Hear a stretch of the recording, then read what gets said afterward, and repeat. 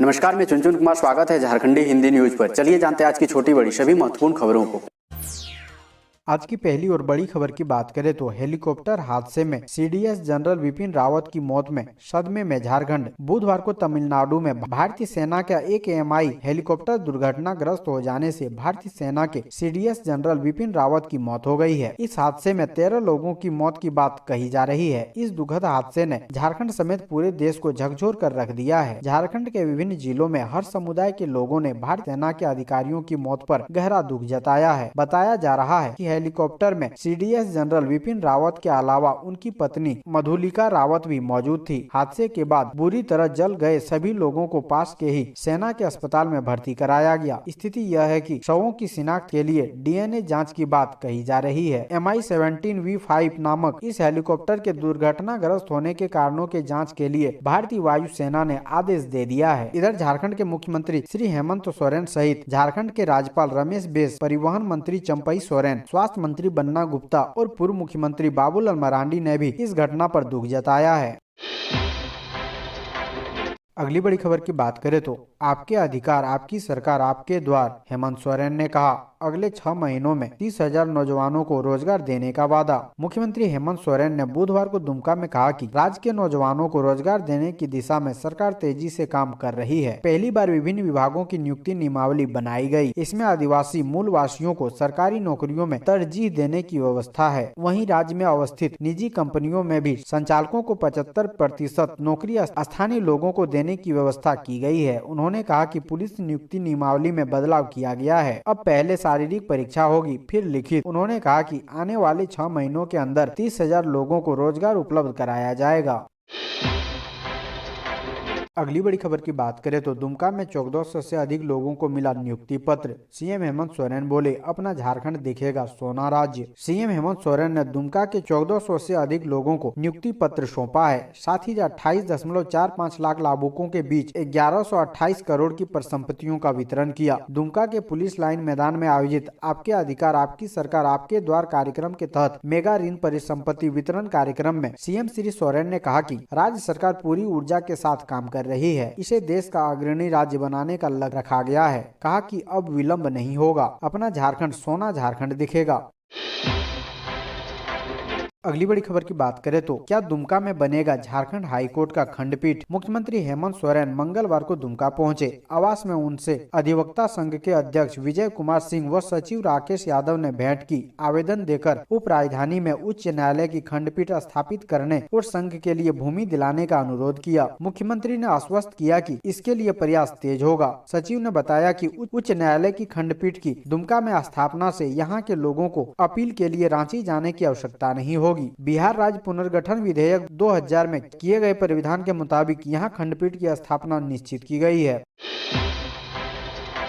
अगली बड़ी खबर की बात करें तो गीता कोड़ा ने कहा आदिवासियों का अस्तित्व बचाने के लिए जनगणना में सरना धर्म कोड लागू करें केंद्र सरकार। सरना धर्म कोड पर पश्चिमी सिंहभूम की सांसद गीता कोड़ा ने लोकसभा में केंद्र सरकार से इसे लागू करने की मांग की है। गीता कोड़ा ने कहा कि बड़े दुख के साथ सांसद से कहना पड़ रहा है कि आदिवासी जो भारत के मूल निवासी हैं, उनका अस्तित्व खतरे में है। उनकी पहचान, उनकी संस्कृति, इनकी भाषा खत्म होने के कगार पर है। सरकार इस ओर गंभीर नहीं है। केवल योजना बना लेने से उनका भला नहीं होने वाला है। उन्होंने कहा कि झारखंड सरकार ने बीते वर्ष विधानसभा से सर्वसम्मति से सरना धर्म कोड के लिए केंद्र सरकार को प्रस्ताव भेज दिया है। आज सदन से केंद्र सरकार को याद दिलाना चाहती हूं कि सरकार अपने आप को आदिवासी का हितैषी कहती है तो उसके हित में काम भी करना होगा।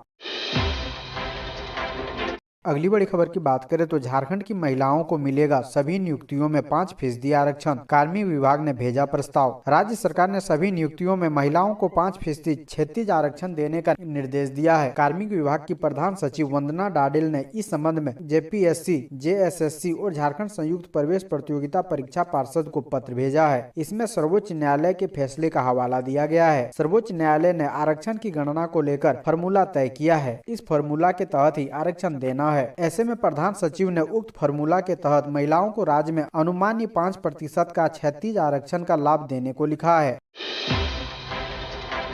अगली बड़ी खबर की बात करें तो 9वीं और 10वीं के विद्यार्थी बिना किताब कर रहे पढ़ाई। सरकारी स्कूलों में नए सत्र का आधा से ज्यादा सेशन बीत गया, लेकिन हाई स्कूल के विद्यार्थियों को अब तक किताबें नहीं मिल पाई है। बिना किताब के ही छात्र पढ़ाई करने को मजबूर हैं। पिछले साल भी 3 महीने की देरी से किताब मिली थी। पहली से लेकर 8वीं क्लास तक के छात्र छात्राओं को किताबें निःशुल्क दी जाती है। पहली से 8वीं तक के छात्रों को किताब तो दे दी गई, लेकिन 9वीं और 10वीं के छात्रों को किताबें नहीं मिल पाई। इस शैक्षणिक सत्र से 9वीं और 10वीं के विद्यार्थी को भी निःशुल्क किताबें मिलनी थी। इसके पहले हाई स्कूल की छात्राओं को ही केवल निःशुल्क किताबें मिलती थी। 2021-22 सत्र से छात्रों को भी किताबें देने योजना थी, लेकिन अब तक छात्र या छात्रा किसी को भी नहीं मिल पाई है। अगली बड़ी खबर की बात करें तो झारखंड के लोगों को लगेगा बिजली का झटका। बिजली बिल में 30% इजाफा की तैयारी। झारखंड के बिजली उपभोक्ताओं को बिजली का झटका लग सकता है। झारखंड बिजली वितरण निगम लिमिटेड ने वित्त वर्ष 2022-23 से बिजली की दर में 30% तक की वृद्धि का प्रस्ताव दिया है। झारखंड राज्य विद्युत नियामक आयोग को भेजे गए इस प्रस्ताव को हरी झंडी मिलते ही JBVNL के 40 लाख उपभोक्ताओं की जेब पर बोझ बढ़ेगा। प्राप्त जानकारी के अनुसार बिजली की दर में 30% तक इजाफा करने का प्रस्ताव है। अगली बड़ी खबर की बात करें तो 2 मैचों में सीएम हेमंत सोरेन ने खर्च किए 42 लाख। भाजपा नेता ने बताया दुर्भाग्यपूर्ण, कहा इसकी जांच होनी चाहिए। झारखंड के भाजपा प्रदेश अध्यक्ष दीपक प्रकाश ने राज्य के सीएम हेमंत सोरेन पर निशाना साधा है। उन्होंने कहा है कि यह दुर्भाग्यपूर्ण है कि सीएम हेमंत सोरेन से जुड़े क्रिकेट मैचों में भी भ्रष्टाचार होता है। बल्ले, गेंद, पैंट और टी-शर्ट की संख्या और वितरण की जाँच होनी चाहिए।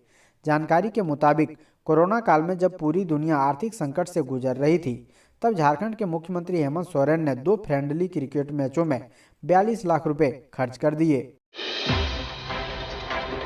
अगली बड़ी खबर की बात करें तो धनबाद सांसद PN सिंह ने सांसद में पेंशनधारियों की समस्या उठाई। 1000 रुपए से ज्यादा पेंशन देने की मांग। सांसद PN सिंह ने लोकसभा में रिटायर कर्मचारियों को 1000 रुपए से कम पेंशन मिलने का मामला उठाया है। लोकसभा अध्यक्ष ओम बिरला के समक्ष उन्होंने कहा कि देश भर में कई रिटायर कर्मचारियों को 1000 रुपए से कम पेंशन मिलता है। वर्तमान परिवेश में 1000 रुपए प्रति माह मिलना उचित नहीं है। उन्होंने महंगाई पर भी इशारा करते हुए कहा है कि अब इस राशि को बढ़ा देना चाहिए ताकि पेंशन भोगियों को थोड़ी राहत मिल जाए।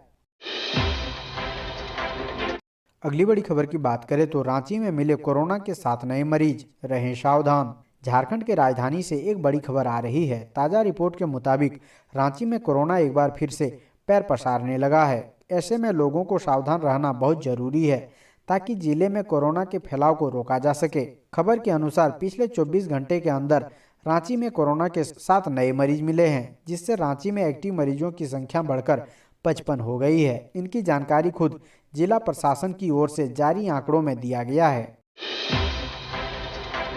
अगली बड़ी खबर की बात करें तो झारखंड के पूर्व सीएम बाबूलाल मरांडी ने हादसे पर जताया दुख। भारतीय वायुसेना का एक हेलीकॉप्टर बुधवार के तमिलनाडु के कुन्नूर के पास दुर्घटनाग्रस्त हो गया। इस हेलीकॉप्टर में प्रमुख रक्षा अध्यक्ष जनरल विपिन रावत सवार थे। आधिकारिक सूत्रों ने बताया कि Mi-17V5 हेलीकॉप्टर में सवार सभी घायलों को दुर्घटना स्थल से निकाल लिया गया है। CDS रावत वेलिंगस्टन में डिफेंस स्टाफ कॉलेज जा रहे थे। वायुसेना ने कहा कि हादसे की जाँच के आदेश दिए गए हैं। झारखंड के पूर्व मुख्यमंत्री बाबूलाल मरांडी ने हादसे पर दुख जताया है। बाबूलाल मरांडी ने ट्वीट कर कहा है कि हेलीकॉप्टर दुर्घटना के बारे में जानकर गहरा दुख हुआ। CDS जनरल श्री विपिन रावत जी, उनके परिवार और हेलीकॉप्टर पर मौजूद सेना के अधिकारियों की सलामती और सुरक्षा के लिए प्रार्थना करता हूँ।